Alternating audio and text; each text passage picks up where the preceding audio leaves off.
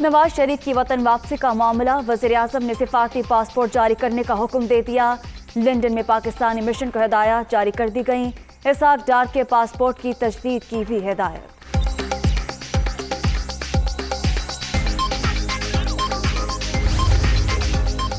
मुल्क की सलामती हर चीज पर मुकद्दम, पाक फौज इसकी हिफाजत के लिए हमेशा रियासती इदारों के साथ खड़ी रहेगी। चाहे कुछ भी हो जाए, नेशनल सिक्योरिटी पर कभी कॉम्प्रोमाइज नहीं होगा। आर्मी चीफ की ज़ेर सदारत फॉर्मेशन कमांडर्स कॉन्फ्रेंस का इयादा, प्रोपेगेंडा मुहिम का सख्त नोटिस।